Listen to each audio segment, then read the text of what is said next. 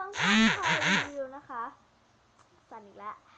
ก็วันนี้นะคะเราจะมาอยู่ในช่วงฟังซีเล่นแท็กค่ะเย้ฟังซีเล่นแท็กนะคะส่วนฟังพารีวิวอันนี้ก็ไม่แน่ใจนะคะว่าใช่หรือเปล่าหนูฟังเล่นแท็กถ้ามาเจอก็ฟังเพื่อเล่นแท็กนะคะก็วันนี้นะคะฟังซีจะมาเล่นแท็กกันค่ะเย้นี่นะคะชื่อแท็กว่าคือประเด็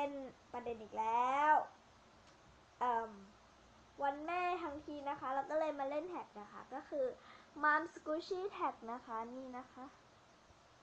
มันอาจจะกลับหลังนะคะไม่เป็นไรนะคะเดี๋ยวมาดูข้อที่1กันเลยค่ะข้อที่1 Squishy ที่อยากให้แม่นะคะก็คือนี่เลยค่ะ Squishy นี้อยากให้แม่มาทำไมถึงอยากให้นี้เพราะอันนี้มันฟุ้งฟิ้งอันนี้ไม่ใช่สีดำเพื่อที่จะอยากให้แม่นะคะคืออันนี้เราไม่ได้กำหนดอันนี้ฉีกออกไปก็คือต้องการให้แม่เหมือนกับคิตตี้ให้แม่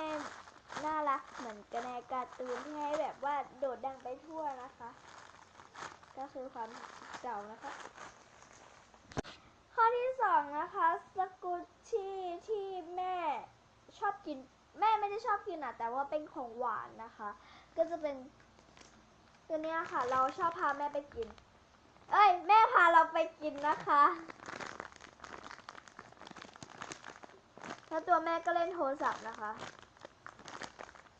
ชอบมากของหวานเช่นมักกะลองแล้วก็บิงซูรสชาเขียวอะไรประมาณนี้นะคะนะคะสกูชี่ที่น่ารักนะคะก็นี่เลยค่ะเป็นปลาวาฬมินลี่เวลนะคะก็น่ารักมากเลยนะคะแล้วก็เหมาะกับแม่ด้วยน่ารักสีชมพูอย่างนี้นะคะ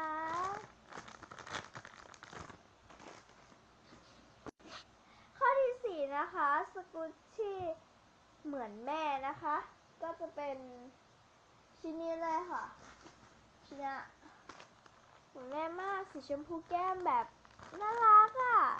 เหมือนแม่น่ารักดีก็คือลืมบอกไปนะคะสกูชแท็กอันนี้ก็คือเราคิดเองนะคะ EP เท่าไหร่ก็ไม่รู้นะคะข้อที่เท่าไหร่เนี่ยข้อที่5นะคะสกูชี่เหมือนแม่นะคะก็จะเป็นตัวอันนั้นเป็นสกูชี่ข้อ5นะคะสกูชี่น่ารักเหมือนแม่นะคะก็มีแต่ความน่ารักนะคะนี่นะคะก็จะเป็นบันไดสดนะคะตาขาดนะคะไม่เป็นไรอย่างที่เรียกเป็นหมีน่ารักนะคะไว้เหมาะกับแม่นะคะไว้น่ารักเหมือนแม่นะคะเดี๋ยวถ้าแม่กล้าออกกล้องเดี๋ยวเราจะพามาออกกล้องกันนะคะข้อที่6นะคะเดี๋ยวค่อยตัดต่อคลิปทีเดียวสกูชี่ที่แม่คิดว่าเหมือนจริงนะคะก็จะเป็น2ชิ้นนี้เลยนะคะที่คิดว่าเหมือนจริงนะคะไม่แน่ใจหรือเปล่าเพราะว่าแม่เราไม่ค่อยมีค่อยแบบเราไม่ค่อยหาแต่คิดว่าเหมือนจริงนะคะก็เป็นแม่ชัวร์มากนะคะข้อที่7นะคะสกูชี่ที่แม่บ